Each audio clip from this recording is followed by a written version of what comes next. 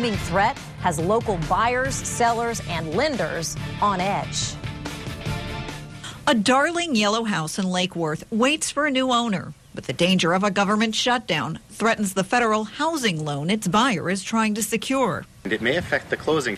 Eric Lieberman, a mortgage broker in Palm Beach County, has several customers in the same boat. I have 4 loans that are supposed to close that are FHA loans, and if they shut down, they won't close.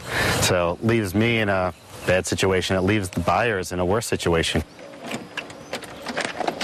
It leaves home sellers in a bad situation, too. Yeah, come on in. Let me show you. Norm Lawson buys, renovates, and sells homes and counts on selling them quickly. Hopefully 3 to 4 months. And if this happens, it could take, 6 months, 7 months, year. That means carrying the mortgage for that much longer. It's very frustrating. This is what we do for a living, so it'll hold everything up. It puts me out of a job. It puts people out of a house, too. And it slows everything down. Everything. The whole process. Federal loans aren't the only ones affected. A government shutdown has the ability to effectively close the door on the entire housing industry. If you're buying a home, all lenders require your tax returns and W-2s to verify your income.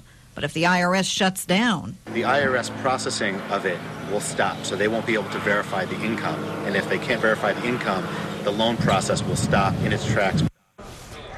Another problem for those in flood zones. If the federal government shuts down, FEMA shuts down, and homebuyers wouldn't be able to purchase flood insurance.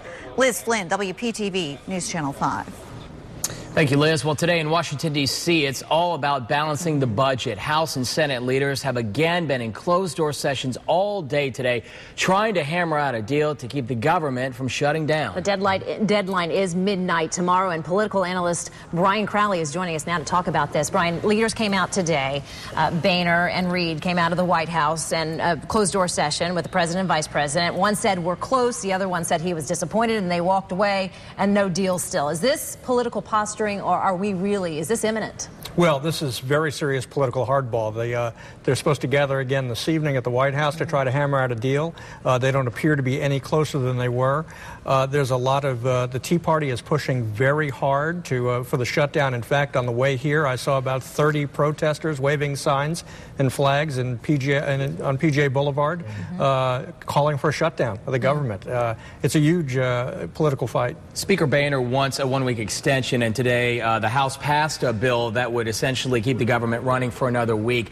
Would that be effective to even have another week? It seems like up until this point they haven't had a resolution on this. And what is it going to take to compromise here? Well, it's going to take reasonable people getting together, making reasonable decisions. You know, both sides may feel very strongly about what they want, but, you know, the only way that they're going to reach a package agreement is by giving in on each side. But there's a tremendous amount of pressure, I think a little more so on the Republican side of things, because of things like the protests that are going on right now in Palm Beach Gardens. This is happening all over the country. And you know, your individual congressman reacts to that. And it's a lot of pressure. On that extension, on the heels of that extension, Obama then said he would veto it if it came to his desk. Why would he veto that? Because his posture is going to be, this doesn't get the job done. Basically, that a 1-week extension is silly and meaningless and doesn't accomplish the task. And fundamentally, he's right, whether or not he's right on the budget issues. On the other side of this, Brian, what does it mean for Americans out there if the government shuts down at midnight tomorrow? What will that mean for us? Well, I'll give you a small example. There was a bunch of Facebook postings today from military wives, particularly a group of Marine wives around the country who are very concerned that the paychecks are not going to arrive. And there's a lot of federal workers that are in the same boat. You know, this is, while they're playing politics over this issue in Tallahassee, it affects a lot, in Washington, this affects a lot of people who are just making a living. Right, talk about a bad unemployment rate out there. This will make it plummet, right? Absolutely. 1995, government shut down. That was Newt Gingrich, Clinton going toe-to-toe.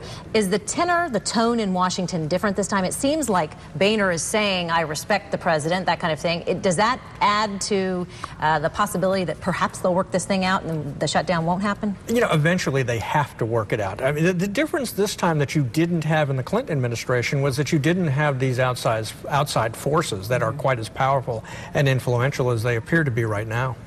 4 days ago, President Obama announced his run for the office in 2012. How terrible would this be for him to have a government shutdown under his command, under his watch right now?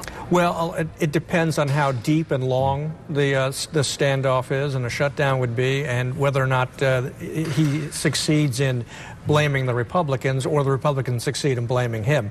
It could all be forgotten a year from now if everything goes well. But if this turns into a really drawn-out thing, it could hurt the president a lot. We have about 30 seconds left. Brian, just really quickly, highlight what the sticking points are. What do we have to get through by tomorrow night, midnight?